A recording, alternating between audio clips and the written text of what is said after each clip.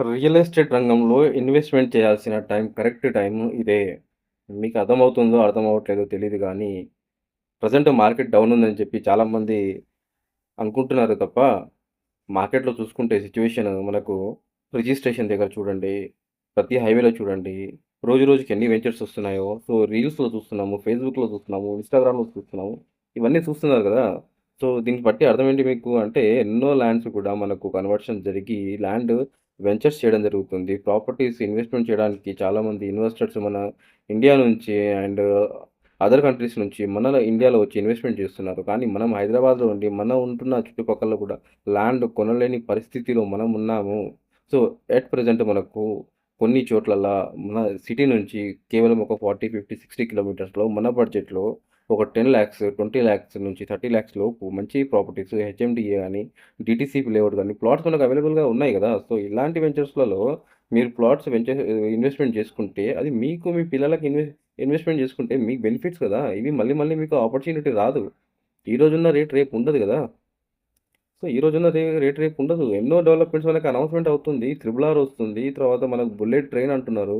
So, ఎన్నో పారిశ్రామికవేత్తలు మనకు కంపెనీస్ అయితే వస్తున్నాయి. సో, ఇవన్నీ వస్తున్నాయంటే అర్థం ఏంటి?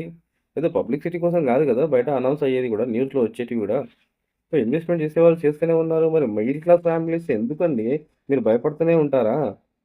ఏమన్నా అంటే డబ్బులున్న వాళ్ళే డబ్బు సంపాదిస్తారు. మిడిల్ క్లాస్ ఫ్యామిలీ ఇలాగే ఉంటారు. పేదలు పేదలుగానే ఉంటారు. ఉన్నోళ్ళు ధనవంతులవుతారు అనడానికి కారణం ఏంటి? మనమే కదా అవకాశం ఇచ్చేది.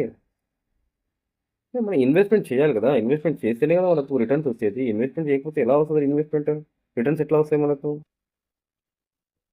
అదే ఎప్పుడో ఇంతకుముందు కాలం నుంచి అదే తక్కువ రేట్‌లో వచ్చినప్పుడు తీసుకోలేదు. రూ. 500 గజం వచ్చినప్పుడు తీసుకోలేదు. రూ. 1000 గజం వచ్చినప్పుడు తీసుకోలేదు. కనీసం ఇప్పుడైనా సరే తీసుకుంటారేమో అని చెప్పి పబ్లిక్ మీకు పాంప్లెట్లు ఇవ్వడము, మెసేజ్ పంపియడము, కాల్స్ చేయడము ఇవన్నీ చేస్తున్నారు గదా! ఎళ్లి చూడండి ఫస్టు. మీకు నచ్చితే మీ బడ్జెట్‌లో ఏదైనా వస్తే తీసుకోవచ్చు. మీకు కాకపోతే మీ పిల్లలకి యూజ్ అయితది గదండీ! అదే కొన్ని సంవత్సరాల తర్వాత అక్కడ గూడా ధరలు పెరిగిపోతే మళ్ళీ ఎక్కడ కొనగలుగుతారు మీరు? అసలు భూమి విలువ మీకు అర్థమవుతుందా అసలు? జీవితాంతం రెంటల్లో ఉండాలనుకున్న వాళ్ళు ఉండండి పర్లేదు. కాకపోతే భవిష్యత్తులో మీకు ఒక సొంతం ఇల్లు కావాలనుకున్న వాళ్ళు మాత్రం ప్రాపర్టీస్ కొనిపెట్టుకోండి. రాజులు, జమీందారులు పేర్లు వట్టికి రాలేవండి. వాళ్ళకి ఎన్నో స్థలాలు, ఎన్నో ఆస్తులు, ఎన్నో ల్యాండ్స్ ఉండడం వల్లనే వాళ్ళకొచ్చింది. మనం ఇలా కార్యదృష్టి కాదు. 1 కాదు, 10 కాదు, 100 ప్లాట్లైనా కొనుక్కోవచ్చు. ఎన్ని ప్లాట్స్, ఎన్ని మీ ప్రాపర్టీ ఉంటదో మీరంతే గొప్పగా పేరు గాని, మీకు గౌరవం గాని అన్నీ గూడా మీకు దక్కుతాయి. ఇన్వెస్ట్‌మెంట్ చేయండి. సో, ఇక్కడ ఇన్వెస్ట్‌మెంట్ చేసే దగ్గర ఆలోచించాల్సిన అవసరం లేదు. మీరెక్కడో ఏదో స్కామ్‌లో పెట్టట్లేదు. ఒక ల్యాండ్‌లో పెడుతున్నారు. ఒక భూతల్లి మీద, భూదేవి మీద, భూమి పైన మీరు ఇన్వెస్ట్‌మెంట్ చేస్తున్నారు. భూమిని నమ్మిన వాళ్ళు ఇప్పటికి నష్టపోయినట్లు ఎవరు గూడా లేరు. సో, ఈరోజు కాకపోతే రేపు మీకు ఖచ్చితంగా దాని వాల్యూ డబుల్, త్రిబుల్ వస్తది. ఒకప్పుడు హైటెక్ సిటీ గూడా అంతే గదండీ! అందరికి తెలుసు గదా! వేలల్లో ఉండేది, వందల్లో ఉండేది. అక్కడి నుంచి లక్షల్లో వచ్చింది. కోట్లలో పెరిగిపోయింది. అన్ని కళ్ళ ముందు చూస్తూ గూడా నెక్స్ట్ డెవలప్‌మెంట్ అవుతున్న సిటీస్ గూడా మనకు తెలుసు. రీల్స్‌లలో చూస్తూనే ఉన్నాం. అయినా గూడా పట్టించుకోవట్లేదు. సో, ఇలాంటి మంచి అవకాశం అంటే అప్పుడంటే అసలు నోటి మాట నుంచి చెప్పేవాళ్ళు. ప్రెజెంట్ అయితే మనకు డిజిటల్‌గా ఫోన్‌లలో ప్రతి ఒక్కటి కూడా చూపిస్తా ఉన్నారు. ఏం డెవలప్‌మెంట్స్ వస్తున్నాయి, ఎలా వస్తున్నాయి. అన్నీ కూడా మనకు ప్రూఫ్‌తో సహా మన దగ్గర ఉన్నాయి ప్రెజెంట్. అప్పుడు ప్రూఫ్స్ లేవు.